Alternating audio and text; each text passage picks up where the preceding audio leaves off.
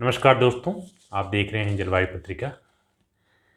मैं आज आपसे देश में कोरोना के जो हालात हैं, उस हालात पर एक निवेदन करना चाहता हूं आपसे।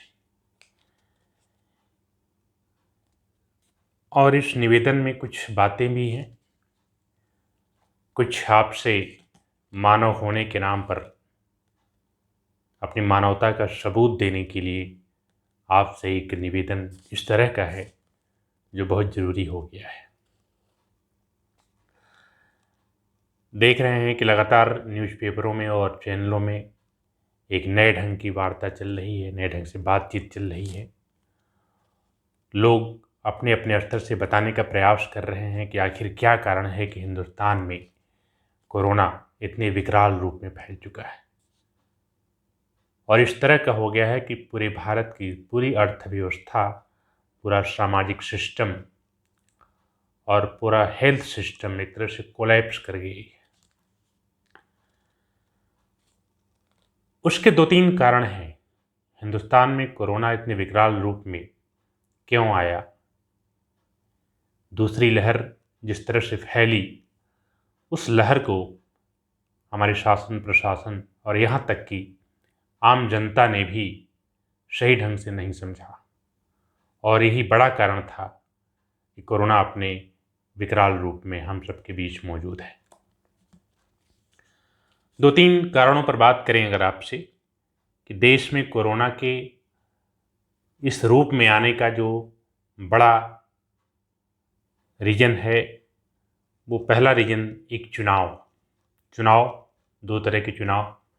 एक चुनाव देश के 5 राज्यों में, असम, पश्चिम बंगाल, पुडुचेरी, तमिलनाडु, केरला, जिसमें रैलियां इस तरह से निकाली गईं कि किसी भी राजनीतिक दल ने यह समझने की कोशिश नहीं की कि अभी 1 वर्ष पहले कोरोना की इस मार ने पूरी अर्थव्यवस्था को हिला कर रख दिया था। तमाम लोग मारे गए। अभी भी लोग संभल नहीं पाए थे कि इस बीच एक चुनाव का एक बड़ा सिस्टम आ गया। पहले बिहार का चुनाव था, उसके बाद फिर ये चुनाव आया। चुनाव में लार्ज एक भीड़ इस तरह से निकाली गई कि कहीं भी सोशल डिस्टेंसिंग का पालन नहीं हुआ। जैसे ये लगा कि ये महामारी यानी ये वायरस हम सबके बीच से अब खत्म हो चुका है।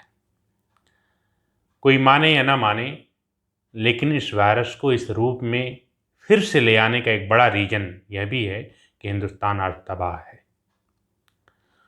दूसरा रीज़न ये था कि जब फरवरी में दूसरी लहर दस्तक दे चुकी थी, उस वक्त शासन और प्रशासन ने अपने स्तर से जो कार्य करना चाहिए था उसे कर नहीं किया। सरकार भी विशेष तरह से लापरवाह रही और प्रशासन भी अपने किसी भी कार्य को सही ढंग से अंजाम नहीं दे सका। तीसरा जो बड़ा कारण है, जो वैक्सीनेशन के प्रोसेस हुई, 16 जनवरी 2021 को भारत में टीकाकरण की शुरुआत हुई और ये बताया गया कि पहले स्वास्थ्य कर्मियों से लेकर के अन्य लोगों को लेगा, फिर 45 से लेकर के 45 वर्ष के ऊपर तक के लोगों को टीका लगाया जाएगा। इस टीके के पीछे कुछ भ्रांतियाँ, उसमें राजनीतिक दल भी जिम्मेदार हैं और कुछ पढ़ा लिखा वर्ग भी जिम्मेदार है। किसी ने कहा कि ये टीका ठीक नहीं है, किसी ने कहा ये टीका लगाने के बाद भी मर जा रहे हैं। कुछ केसेस ज़रूर ऐसे हुए, लेकिन सभी ये जानते हैं, हर पढ़ा लिखा वर्ग ये जानता है कि टीकाकरण से ही इस वायरस से आप निजात पा सकते हैं। तो टीकाकरण के पीछे जो भ्रांतियाँ आई, उस भ्रांतियों में भी समाज का, शासन प्रशासन का एक बड़ी भूमिका रही है, एक बड़ा रोल रहा है कि वो लोगों तक समझा नहीं पाए। केवल मोबाइल के कॉलर ट्यून में वैक्सीन की बात कह करके आप लोगों को समझा नहीं सकते, खासकर हिंदुस्तान जैसे देश में। और लापरवाही जब हुई तो उस लापरवाही के पीछे जो बैक सिस्टम था, लोगों का ये कहना था कि ये टीकाकरण सही नहीं है, जबकि ये निहायत गलत बात है। किसी भी वायरस को खत्म करने का सिर्फ एक ही उपाय है, वैक्सीनेशन, दूसरा कोई उपाय नहीं है। आप हाथ धुल करके, मास्क लगाकर, सिर्फ इतना हो सकता है कि वायरस आपसे थोड़ी सी दूरी बना ले, लेकिन वायरस सिस्टम में है, वायरस आपके आसपास है और वायरस आज नहीं तो कल आपसे टकराएगा ही। तो उस वायरस को अगर ऐसा चाहते हैं कि वो आप पर अटैक करने के बाद उसका कोई प्रभाव ना हो, तो सिर्फ उसका एक ही इलाज है, वैक्सीनेशन, टीकाकरण, जिसको सही ढंग से अंजाम नहीं दिया गया हिंदुस्तान में। अब टीकाकरण की एक रिपोर्ट देखिए, पूरी दुनिया में टीकाकरण कहाँ है और हिंदुस्तान में कहाँ है। पूरी दुनिया में टीकाकरण के मामले में भारत आज तक की तारीख में लगभग 1.6% कुल आबादी का 1.6% फुल्ली वैक्सीनेटेड लोग हैं।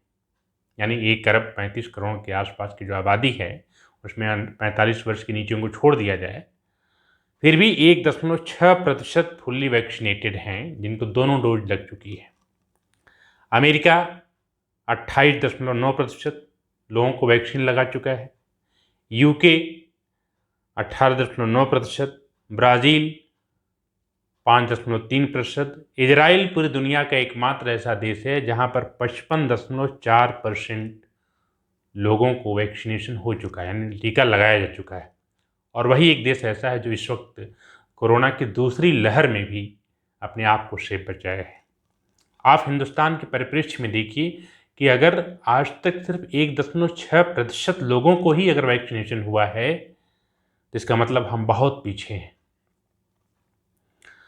दूसरी चीज, हिंदुस्तान जैसे मुल्क में स्वास्थ्य सेवाओं में कोई व्यापक सुधार नहीं हुआ, जबकि पिछले 1 वर्ष का जो भी इतिहास देखा गया, जब कोरोना ने सबको अपनी चपेट में लिया, उस वक्त जिस चीज़ की ज़रूरत थी वो लोगों ने इसमें पूरी लापरवाही बरती गई, और शासन प्रशासन दोनों स्तर से, या हम कहें कि शासन का भी बहुत बड़ा रोल रहा है, प्रशासन का भी रोल रहा है और आम आदमी का भी रोल रहा है। अब जैसे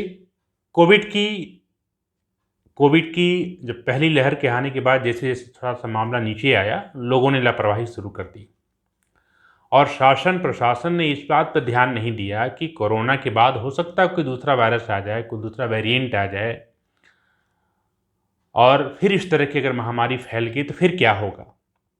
यानी भविष्य में किसी कोविड की तैयारी नहीं की गई, यानी कोविड की नए लहर की तैयारी कोई नहीं की गई। स्वास्थ्य सेवाओं में कोई सुधार नहीं किया गया, जबकि ऑलरेडी हमारे देश में स्वास्थ्य सेवाएं बहुत बुरी तरह से प्रभावित हैं। और इस तरह की महामारी के परिप्रेक्ष्य में भविष्य में क्या हो सकता है, इसके लिए कोई बुनियादी ढांचा तैयार नहीं हुआ। कहने को हम आत्मनिर्भर भारत की बात करते रहे, लेकिन आत्मनिर्भर भारत में आज ये हालात ये हैं कि मरीज सड़क पे मर जा रहा है। लोग अपने घरों से ही जो कोरोना पॉजिटिव होने पर उन्हें निकाल दे रहे हैं, और ऑक्सीजन और वेंटिलेटर के अभाव में लोग रोज दम तोड़ रहे हैं। एक सरासर लापरवाही है पूरी। दुर्भाग्य है इस मुल्क का कि कभी भी इस मुल्क में स्वास्थ्य, शिक्षा, रोजगार के लिए कोई आंदोलन खड़ा नहीं हुआ। कभी भी किसी भी राजनीतिक पार्टी ने या किसी सिविल सोसाइटीज के लोगों ने वो नारा बुलंद नहीं किया जिसमें स्वास्थ्य, शिक्षा और रोजगार का मुद्दा हो।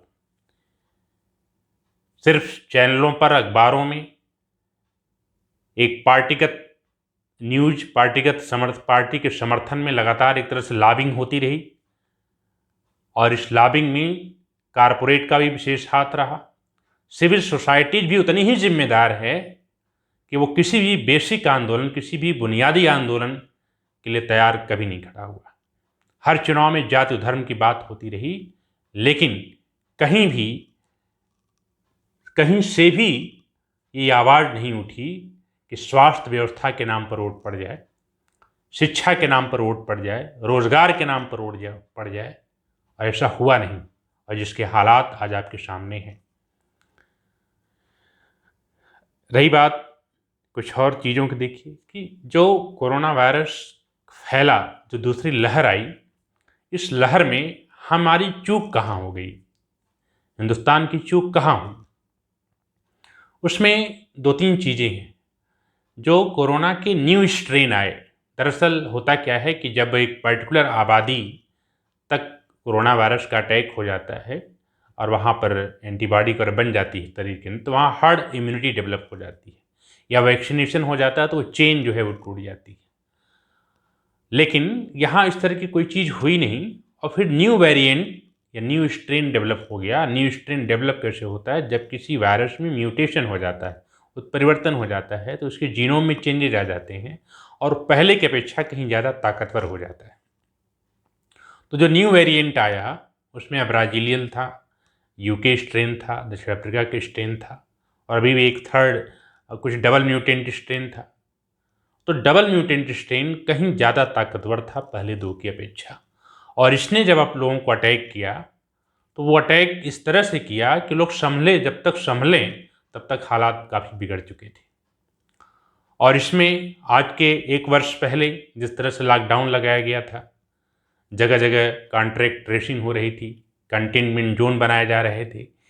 दूसरी लहर में जबकि कोरोना काफ़ी खतरनाक स्तर पर है, यहाँ पर उस तरह की कोई सुविधा नहीं की गई। न तो कॉन्ट्रैक्ट ट्रेसिंग की जा रही है, न ही कंटेनमेंट जोन बनाए गए और न ही इस तरह का कोई प्रावधान किया गया जिसमें ज़्यादा से ज़्यादा लोगों की यानी स्वास्थ्य सिस्टम की पहुँच हो पाए। ऐसा कुछ भी नहीं किया गया। ये भी एक बड़ा रीज़न है कोरोना को यहाँ तक ले आने। दरअसल हिंदुस्तान में जब भी हम किसी भी महामारी की बात करते हैं तो अक्सर निजीकरण की बात आ रही है आजकल।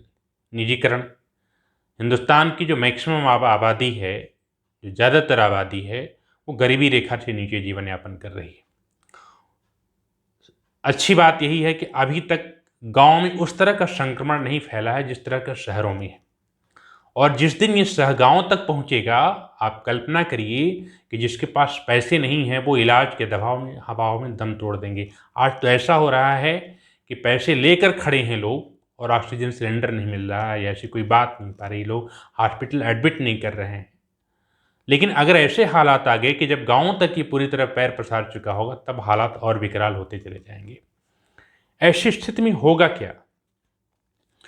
क्या ऐसा किया जाए कि हम सभी मिल करके एक सिस्टम बनाएं और कोरोना को ज़्यादा से ज़्यादातर मिनिमाइज़ किया जाए। इसमें समाज के सभी वर्गों को आगे आना पड़ेगा। उसमें शिक्षक वर्ग भी हो, स्वास्थ्यकर्मी तो ऑलरेडी लगे हुए हैं, सभी स्वास्थ्यकर्मी, सभी चिकित्सक अच्छे ढंग से लगे हुए हैं और उन्हीं की वजह से जो कुछ ज़िंदगियां बच जा रही हैं, उन्हीं का एक बड़ा योगदान है इसमें। सिविल सोसाइटीज़ को भी आगे आना पड़ेगा, समाज के हर वर्ग को आगे आना पड़ेगा और एक ग्रुप बनाना पड़ेगा, एक टोली बनानी पड़ेगी लोगों को जागरूक करने के लिए, लोगों को अवेयर करने के लिए। और जब तक ऐसा नहीं होगा, जब तक हम घर घर पहुंचेंगे नहीं, जब तक लोगों को टोकेंगे नहीं, जब तक लोगों को अवेयर नहीं करेंगे ये चीज़ें ऐसे करिए तब आप कर पाएंगे, तब बच पाएंगे, तब तक इस सिस्टम को, इस कोरोना वायरस को रोकना असंभव है। अच्छी बात है कि भारत सरकार ने फैसला ले लिया है कि 1 मई से 18 वर्ष के ऊपर के लोगों को वैक्सीनेशन शुरू किया जाएगा। एक अच्छा कदम है, एक बहुत अच्छा कदम है।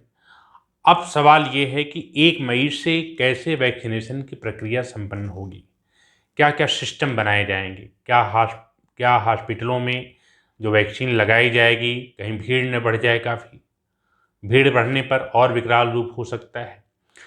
और वैक्सीनेशन के लिए लोगों को एक तरह से प्रेरित किया जाए कि वैक्सीनेशन ही एक उपाय है, तो एक तरह से भ्रांतियां भी खत्म हो लोगों को और लोग धीरे धीरे अपना रजिस्ट्रेशन करें, जहां भी बेहतर हो सके वहां तक पहुंचे। दूसरी बात यह है कि एक ऐसे मुद्दे पर मैं आपसे कुछ वार्तालाप करना चाहता हूं। मुद्दा ये है कि अभी मैंने कुछ दिनों में देखा कि जिसके घर में 1 या 2 कोरोना पॉजिटिव मरीज आ जा रहे हैं, खासकर बुजुर्ग हैं या कुछ ऐसे हालात में हैं, उनको परिवार के लोग परिवार से अलग कर दे रहे हैं और अलग करने के बजाय यहाँ के बाहर रख दे रहे हैं, मरने के लिए छोड़ दे रहे हैं।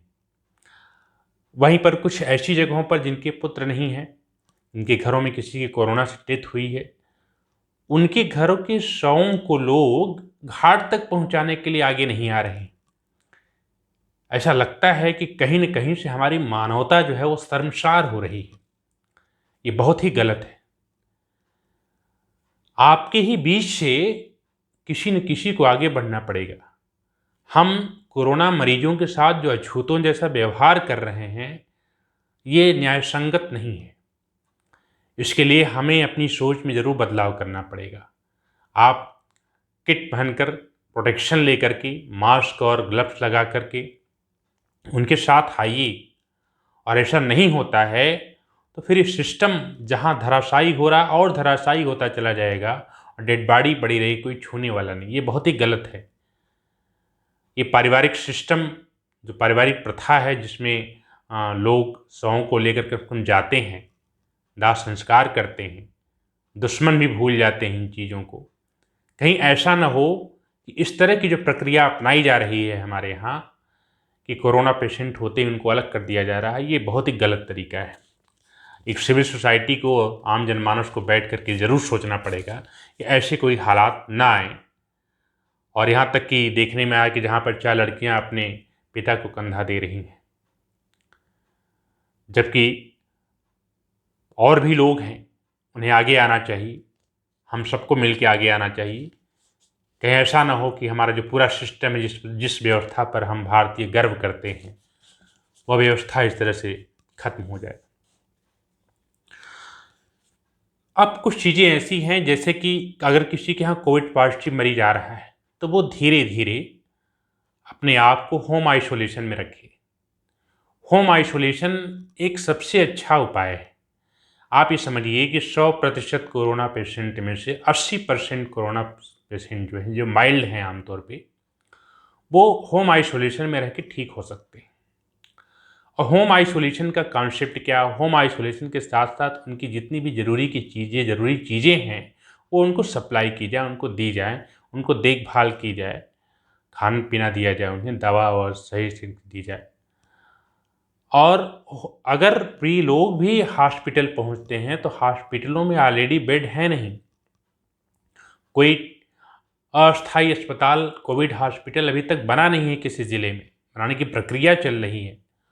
और ऐसे हालात में हर आदमी अगर हॉस्पिटल पहुंचेगा तो एक कंडीशन ऐसी आएगी कि हॉस्पिटलों की हालत और बद से बदतर होती चली जाएगी। तो जो लोग होम आइसोलेशन में हैं, जो कोविड पॉजिटिव आ रहे हैं, वो विशेष रूप से अगर खान पान का विशेष ध्यान दें तो वो किसी न किसी तरह से अपने आप को कंट्रोल कर सकते हैं। करना क्या है? करना है कि अगर आप कोविड पॉजिटिव हो रहे हैं तो घबराने की जरूरत, पैनिक ना हो। सबसे बड़ी चीज़ ये है कि इस पूरी बीमारी में आपको विशेष ध्यान ये देना है कि आप घबराएं नहीं। जैसे अन्य बीमारियां होती हैं, जैसे अन्य वायरल फीवर होता है, उससे थोड़ा सा अलग है, लेकिन पैनिक होने से, लगातार सोचने से आदमी की इम्यूनिटी डिप्रेस होने लगते हैं, कमज़ोर होने लगते हैं, तो एक नई बीमारी का रूप हो जाएगा। तो ये काम न करें। सबसे पहले अपने आप को हाइड्रेट रखें, डिहाइड्रेशन से बचाएं। पर्याप्त पानी, 4 लीटर 5 लीटर जो भी पी सकते हैं पिएं। गुनगुना पानी हो, गर्म पानी हो, और भाप ले सकते हैं। उससे होता क्या है कि जो कोरोना का इन्फेक्शन होता है, जिसमें 3-4 दिन तक वायरस जो है रिस्पायरेटरी ट्रैक्ट में ऊपर रहता है, बाद में नीचे पहुंचता है। तो जब तक ऊपर है तभी तक उसको अगर आप गर्म पानी के थ्रू ऐसे करके अगर निकाल दें, वो पेट में चला जाए, निकल जाए, तो बच सकते हैं। हाइड्रेशन की कमी, पानी की कमी न हो शरीर में। पानी की कमी होने पर बीमारी और बड़ा रूप ले सकती है। तो पहले काम ये करें कि 4 से 5 लीटर पानी पर डे पिएं। विटामिन सी, जो खट्टे फल हैं, उनका विशेष रूप से इस्तेमाल करें, क्योंकि बॉडी के अंदर ये स्टोर नहीं होता, ये निकल जाता है। जिंक, जो हमारी इम्यूनिटी को बनाने में एक बहुत बड़ा रोल अदा करता है, एक मिनरल्स है ये, वो आप जिंक टैबलेट भी ले सकते हैं या फूड के माध्यम से भी ले सकते हैं। देखिए, जब तक आप वैक्सीनेशन नहीं हुआ है, जब तक को टीका नहीं लगवाए हैं, तब तक आपके लिए दोहरे मास्क का मतलब है जिसमें 6 लेयर हो, 3-3 लेयर के 2 लेयर हो, या 5 लेयर वाले मास्क हो। वो मास्क इस तरह का मास्क हो कि आपके पूरे एरिया को कवर कर ले। और कवर करने से क्या होता है कि जो बाहर के एरोसॉल्स या डस्ट वगैरह के साथ जो वाटर ड्रॉपलेट टच होंगे आपसे, वो बाहर रह जाएंगे, अंदर एंट्री नहीं करेंगे।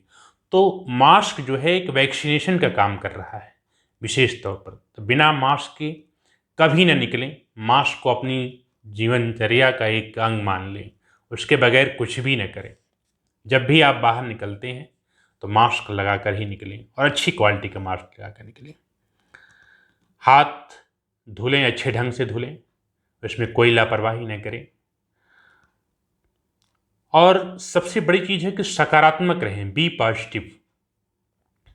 पॉजिटिव सोच आदमी को ऊर्जावान बनाती है, और अगर आप ऊर्जावान रहेंगे तो आपके अंदर की जो एंटीबॉडी है वो अपने आप धीरे धीरे बनेगी। सकारात्मक होना भी एक बहुत बड़ी बात है। किसी भी बीमारी के प्रति आपको सकारात्मक होना आवश्यक है। भयभीत होने से बीमारी और ज़्यादा बढ़ने वाली है। तो आप बी पॉजिटिव, सकारात्मक सोच के साथ रहिए। अपने आप को ऊर्जावान महसूस करें, अच्छा खासा भोजन करें आप, और अपने जो भी दोस्त यार हैं उनसे आप बातचीत करते रहें। अगर आप कोई शो देखते हैं तो ऐसे शो देखें जिसमें बार बार कोरोना से डराया जाता हो, वो शो न देखें। बार बार कोरोना की खबरें आ रही हों उस पर, वो भी न देखें। हाँ, चिकित्सक की सलाह है, उस सलाह को देखें, क्या बता रहे हैं, कैसे बता रहे हैं। और अगर कोविड पॉजिटिव हैं तो आप किसी न किसी डायरेक्ट से तमाम टेलीमेडिसिन के थ्रू डॉक्टर कनेक्ट हो रहे हैं, उनसे आप कनेक्ट हों, उनसे सलाह लें। और जो भी ज़रूरी चीज़ें हैं, थर्मामीटर है, पल्स ऑक्सीमीटर है, ये अपने पास अपने घर में आप रख लें। ये कभी भी किसी के साथ समस्या हो सकती है, तो अपने इन सब चीज़ों को ज़रूर रख लें। घर पर ही आप चीज़ को नापते रहें। और अगर कम अधिक हो भी रहा है तो पैनिक ना हो, घबराएं नहीं। बॉडी का सिस्टम है वो अपने आप को मेंटेन करने की कोशिश करता है। और जो भी 18 वर्ष से ऊपर हैं उन्हें आप 1 मई से ज़रूर मोटिवेट करिए कि जाएं, वो टीका लगवाएं। जैसे कोविशील्ड और कोवैक्सीन जो लग रहा है, और भी नई चीज़ें आने वाली, नए वैक्सीन आ रही हैं, उनको लगवाएं। एक ही उपाय है, वैक्सीनेशन ही इस वायरस से बचाएगा इस देश को। और इसके साथ साथ कुछ चीज़ें ऐसी हैं कि अच्छा खासा भोजन करें, सुबह दोपहर शाम ठीक ठाक भोजन करने से बॉडी की जो इम्यूनिटी है वो स्ट्रांग रहेगी, ऊर्जावान रहेंगे। तो इस तरह से ये कुछ चीज़ें हैं जिस पर आप विचार करें, सोचें। हम ये जंग जीतेंगे, हमारा देश ये जंग जीतेगा और जीतता रहा है। तो आप सभी लोगों से ये गुजारिश है कि आप इसे लेकर पैनिक ना हो। जहाँ भी माइल्ड, मॉडरेट, सेवर डिजीज जो भी है, आप ज़्यादातर होम आइसोलेशन को प्रेफर करें। जिसको आवश्यकता महसूस हो रही है कि ऑक्सीजन लेवल नीचे जा रहा है, वो हॉस्पिटलाइज हों, और दवा की जमाखोरी न करें। सिस्टम को बनाए रखें। आजकल मेडिकल हॉलों पे जो भीड़ लग रही है, वो भीड़ भी कहीं न कहीं से कनेक्ट कर रही है। सोशल डिस्टेंसिंग का पालन हो नहीं रहा है कहीं पर। जब तक आप पालन नहीं करेंगे तब तक ये संभव नहीं है इस वायरस को हराना। इसलिए प्रयास करिए, अच्छा खाइए, अच्छे ढंग से रहिए, बॉडी के सिस्टम को हमेशा मेंटेन रखिए। और इसके साथ है कि अब आप बेहतर कल की उम्मीद कर सकते हैं। हम ये जंग जीतेंगे। आज जिस हालात में हिंदुस्तान है, हम सबको ये उम्मीद है, हम सब हिंदुस्तानियों की उम्मीद है कि हम सब ये जंग जीत लेंगे। जो लोग इस काल में इस दुनिया से जा रहे हैं, उनके प्रति विनम्र श्रद्धांजलि है। और हम सब ये नहीं चाहते कि कोई अनाथ हो। हमारे देश का एक एक नागरिक जाना कहीं न कहीं हमारी व्यवस्था पर एक बड़ी चोट।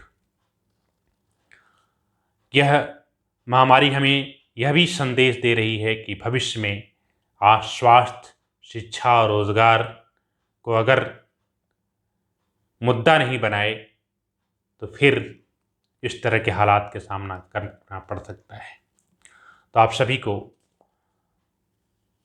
से उम्मीद है मुझे कि आप सब लोग सोशल डिस्टेंसिंग का पालन करें, मास्क पहनें। घर में जो लोग भी हैं सबको अवेयर करें, पैनिक ना हो।